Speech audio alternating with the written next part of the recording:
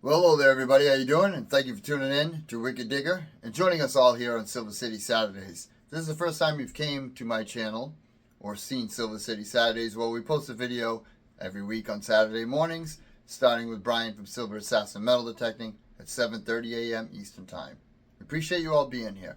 Today's video is going to be slightly different in some ways than I normally do, as I did not have audio recorded on these clips. But I did go out detecting and find some good stuff, and I want to share it all with you, but it's going to be more of like a narrative story going through this metal detecting adventure. So I hope you enjoy it.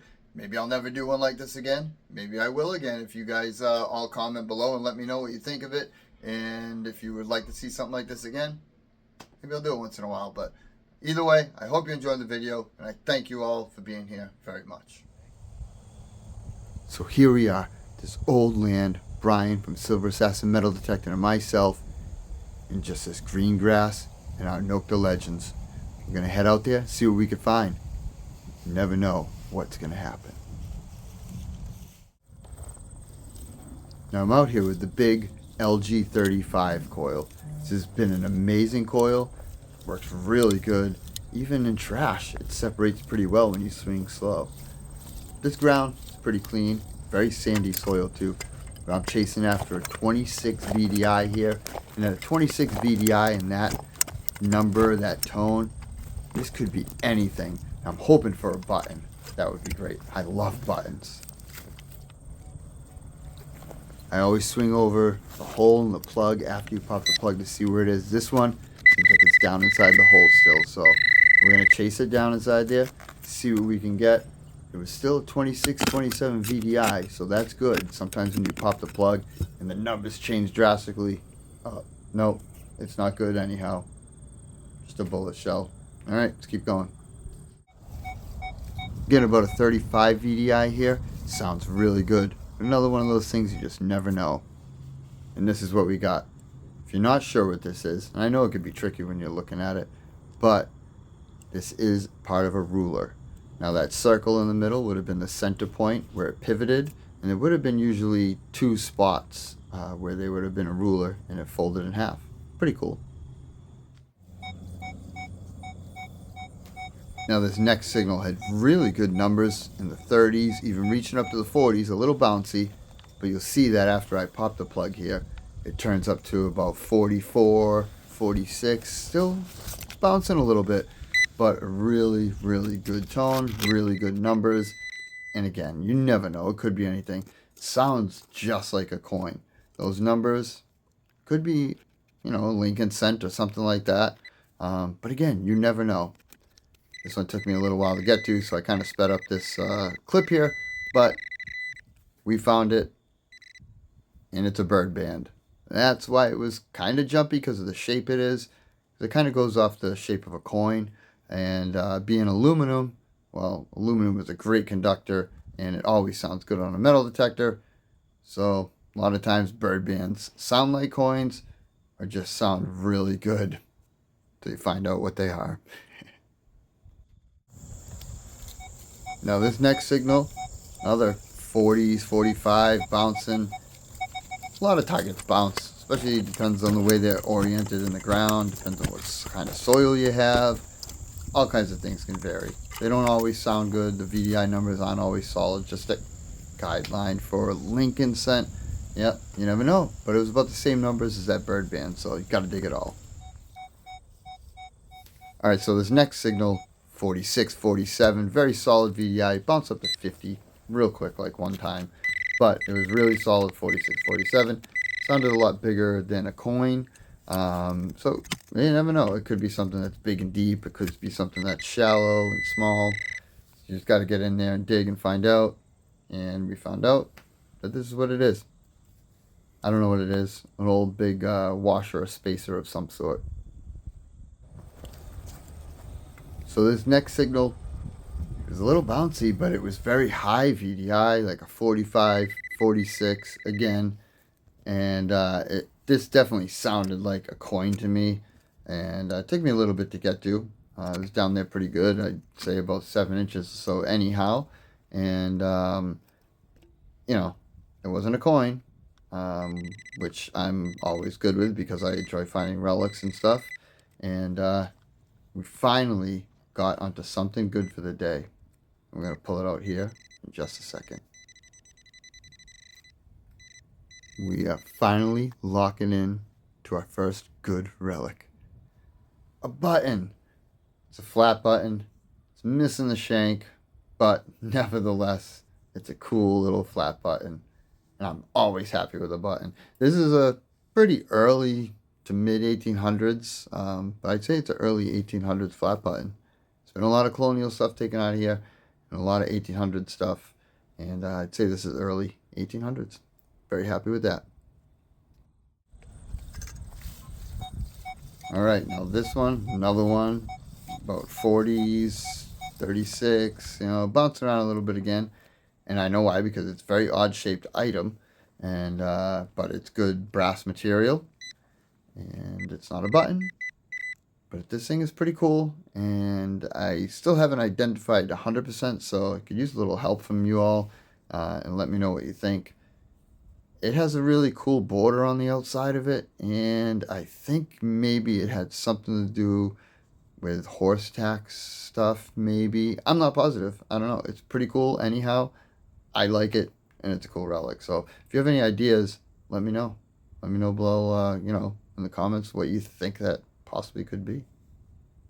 Either way, I dig it. This next target, again, a little bouncy, right? But it was mostly like a 47. So I hit the 50s, which is usually pretty good. It took me a little bit to get to, and when I was pinpointing this, it even sounded a little bit like iron. I think that's because there's iron mixed in the hole. Now, this whole property, it's old farmland. I mean, there's iron pretty much everywhere in it. Look at, there you go. There's an iron nail I just tossed off to the side. So, you have to go sometimes for those little iffy signals. And that's why you see me dig a lot of those signals that the VDI is bouncing. Again, I use a VDI mostly for like a guideline. I don't really trust what it says. But I trust what the tone says, what the tone sounds like, and I use my own discrimination basically to decide whether to dig it or not. I'm really glad I dug this one because look at that. We got something round in the hole. It's a copper coin. Now I start, gently rubbing the dirt off to see what it is, and I could almost tell right away. Look at that. That's a U.S. drape bus large cent. Absolutely awesome. Very fortunate that the conditions in these fields, the soil is very sandy, so it helps with the condition of these coins. Very happy with this one. 1801 U.S. drape bus large cent. And it's in great condition. The front, a little better than the back, but wicked happy to have it. This next signal was a 29 VDI. It was super solid. I thought for sure it was a pull tab because, well, normally they are 29, 31 VDI, but we lucked out on this one. We got a Colonial Tomback button. Absolutely awesome. I love Colonial relics. I love buttons. They're one of my favorite things to find. This one's missing the shank, but it's absolutely amazing either way. Spraying it off here with some water because, well, a lot of times these were hand etched.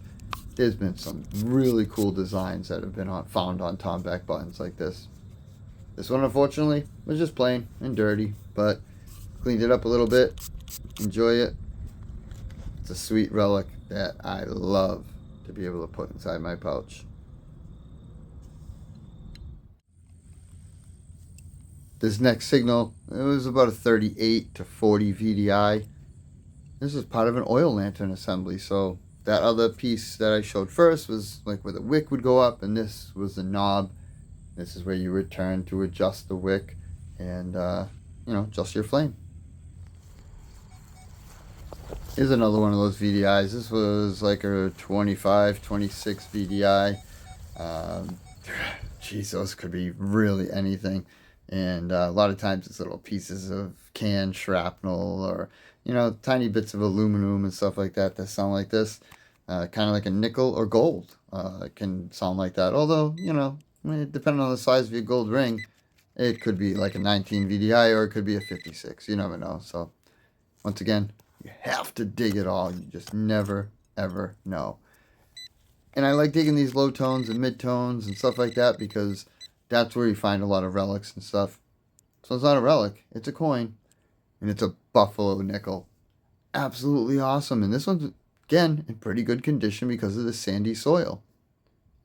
Love a cool buffalo nickel. I haven't dug one of these in a while, so I was tickled pink to find one of these inside the soil out there.